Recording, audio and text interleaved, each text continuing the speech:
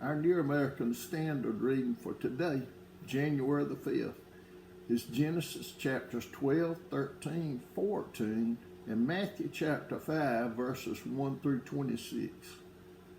Genesis chapter 12. Now the Lord said to Abram, "Go forth from your country, and from your relatives, and from your father's house, to the land which I will show you. And I will make you a great nation, and I will bless you, and make your name great, and so you shall be a blessing. And I will bless those who bless you, and the one who curses you I will curse. And in you all the families of the earth will be blessed." So Abram went forth as the Lord had spoken to him, and Lot went with him. Now Abram was 75 years old when he departed from Haran. Abram took Sarai his wife, and Lot his nephew, and all their possessions which they had accumulated, and the persons which they had acquired in Haran, and they set out for the land of Canaan. Thus they came to the land of Canaan. Abram passed through the land as far as the site of Shechem to the oak of Moreh. Now the Canaanite was then in the land. The Lord appeared to Abram and said, "To your descendants I will give this land." So he built an altar there to the Lord who had appeared to him. Then he proceeded from there to the mountain on the east of Bethel and pitched his tent, with Bethel on the west and Ai on the east. And there he built an altar to the Lord and called upon the name of the Lord. Abram journeyed on, continued toward the Negev. Now there was a famine in the land, so Abram went down to Egypt to sojourn there, for the famine was severe in the land. It came about when he came near to Egypt that he said to Sarai his wife, "See now, I know that you are a beautiful woman, and when the Egyptians see you, they will say, 'This is his wife,' and they will kill me, but they will let you live. Please say that you are my sister, that it may go well with me because of you, and that I may live on account of you." It came about when Abram came into Egypt, the Egyptians saw that the woman was very beautiful. Pharaoh's officials saw her and praised her to Pharaoh, and the woman was taken into Pharaoh's house. Therefore he treated Abram well for her sake, and gave him sheep and oxen and donkeys, and male and female servants, and female donkeys and camels. But the Lord struck Pharaoh and his house with great plagues because of Sarah, Abram's wife. Then Pharaoh called Abram and said, "What is this you have done to me? Why did you not tell me that she was your wife? Why did you say, 'She is my sister,' so that I took her for my wife? Now then, here is your wife, take her and go." Pharaoh commanded his men concerning him, and they escorted him away with his wife and all that belonged to him. Genesis chapter 13. So Abram went up from Egypt to the Negev, he and his wife and all that belonged to him, and Lot with him. Now Abram was very rich in livestock, in silver, and in gold. He went on his journeys from the Negev as far as Bethel, to the place where his tent had been at the beginning, between Bethel and Ai, to the place of the altar which he had made there formerly. And there Abram called on the name of the Lord. Now Lot, who went with Abram, also had flocks and herds and tents, and the land could not sustain them while dwelling there, for their possessions were so great that they were not able to remain together. And there was strife between the herdsmen of Abram's livestock and the herdsmen of Lot's livestock. Now the Canaanite and the Perizzite was dwelling then in the land, so Abram said to Lot, "Please let there be no strife between you and me, nor between my herdsmen and your herdsmen, for we are brothers. Is not the whole land before you? Please separate from me. If to the left, then I will go to the right, or if to the right, then I will go to the left." Lot lifted up his eyes and saw all the valley of the Jordan, that it was well watered everywhere. This was before the Lord destroyed Sodom and Gomorrah, like the garden of the Lord, like the land of Egypt. as you go to Zoar. So Lot chose for himself all the valley of the Jordan, and Lot journeyed eastward. Thus they separated from each other. Abram settled in the land of Canaan, while Lot settled in the cities of the valley, and moved his tents as far as Sodom. Now the men of Sodom were wicked exceedingly, and sinners against the Lord. The Lord said to Abram, after Lot is separated from him, now lift up your eyes and look from the place where you are northward and southward and eastward and westward. For all the land which you see, I will give it to you and to your descendants forever. I will make your descendants as the dust of the earth, so that if anyone can number the dust of the earth, then your descendants can also be numbered. Arise, walk about the land through its length and breadth, for I will give it to you.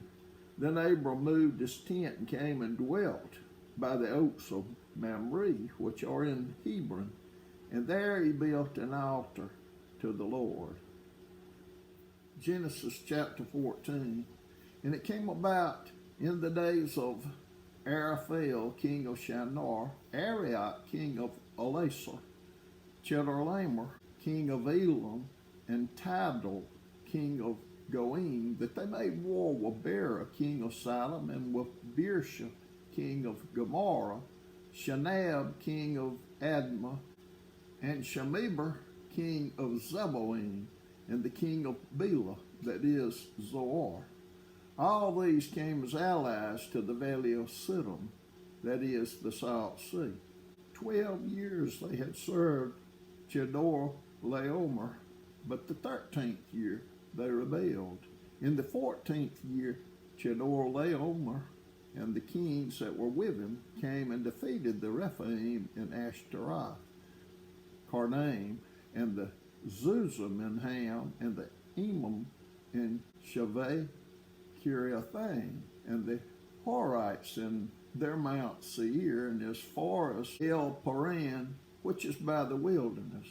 Then they turned back and came to En Mishpat, that is Kadesh, and conquered all the country of the Amalekites, and also the Amorites who lived in Hazazon Tamar, and the king of Sodom, and the king of Gomorrah, and the king of Admah, and the king of Zeboim, and the king of Bela, that is Zoar, came out, and they arrayed for battle against them in the valley of Siddim, against Chedorlaomer, king of Elam, and Tidal, king of Goim, and Amraphel, king of Shinar, and Arioch, king of Elasar, 4 kings against 5. Now the valley of Siddim was full of tar pits, and the kings of Sodom and Gomorrah fled, and they fell into them.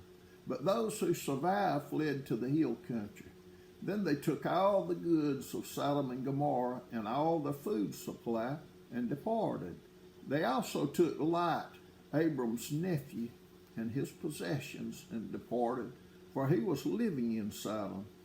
Then a fugitive came and told Abram the Hebrew. Now he was living by the oaks of Mamre the Amorite, brother of Eshcol, and brother of Aner, and these were allies with Abram. When Abram heard that his relative had been taken captive, he led out his trained men born in his house, 318, and went in pursuit as far as Dan. He divided his forces against them by night, he and his servants, and defeated them, and pursued them as far as Hobah, which is north of Damascus. He brought back all the goods, and also brought back his relative Lot with his possessions, and also the women and the people. Then after his return from the defeat of Chedorlaomer and the kings who were with him, the king of Sodom went out to meet him at the valley of Shaveh, that is the king's valley, and Melchizedek, king of Salem, brought out bread and wine. Now he was a priest of God Most High. He blessed him and said, Blessed be Abram of God Most High, possessor of heaven and earth, and blessed be God Most High, who has delivered your enemies into your hand. He gave him a tenth of all. The king of Sodom said to Abram, give the people to me and take the goods for yourself.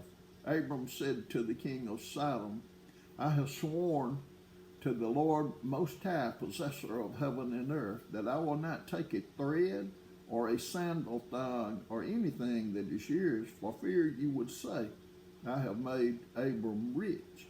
I will take nothing except what the young men have eaten, and the share of the men who went with me, Aner, Eshcol, and Mamre. Let them take their share. Matthew chapter 5, verses 1 through 26. When Jesus saw the crowds, he went up on the mountain, and after he sat down, his disciples came to him. He opened his mouth and began to teach them, saying, Blessed are the poor in spirit, for theirs is the kingdom of heaven. Blessed are those who mourn, for they shall be comforted. Blessed are the gentle, for they shall inherit the earth. Blessed are those who hunger and thirst for righteousness, for they shall be satisfied. Blessed are the merciful, for they shall receive mercy. Blessed are the pure in heart, for they shall see God. Blessed are the peacemakers, for they shall be called sons of God. Blessed are those who have been persecuted for the sake of righteousness, for theirs is the kingdom of heaven. Blessed are you when people insult you and persecute you and falsely say all kinds of evil against you because of me. Rejoice and be glad, for your reward in heaven is great. For in the same way they persecuted the prophets who were before you. You are the salt of the earth, but if the salt has become tasteless, how can it be made salty again? It is no longer good for anything except to be thrown out and trampled underfoot by men. You are the light of the world. A city set on a hill cannot be hidden. Nor does anyone light a lamp and put it under a basket, but on the lampstand, and it gives light to all who are in the house. Let your light shine before men in such a way that they may see your good works and glorify your Father who is in heaven. Do not think that I came to abolish the law or the prophets. I did not come to abolish, but to fulfill. For truly I say to you, until heaven and earth pass away, not the smallest letter or stroke shall pass from the law until all is accomplished. Whoever then annuls one of the least of these commandments and teaches others to do the same shall be called least in the kingdom of heaven. But whoever keeps and teaches them, he shall be called great in the kingdom of heaven. For I say to you that unless your righteousness surpasses that of the scribes and Pharisees, you will not enter the kingdom of heaven. You have heard that the ancients were told, you shall not commit murder, and whoever commits murder shall be liable to the court. But I say to you that everyone who is angry with his brother shall be guilty before the court. And whoever says to his brother, you good for nothing, shall be guilty before the Supreme Court. And whoever says, you fool, shall be guilty enough to go into the fiery hell. Therefore, if you are presenting your offering at the altar, and there remember that your brother has something against you, leave your offering there before the altar and go. First be reconciled to your brother, and then come and present your offering. Make friends quickly with your opponent at law while you are with him on the way, so that your opponent may not hand you over to the judge, and the judge to the officer, and you be thrown into prison. Truly I say to you, you will not come out of there until you have paid up the last cent.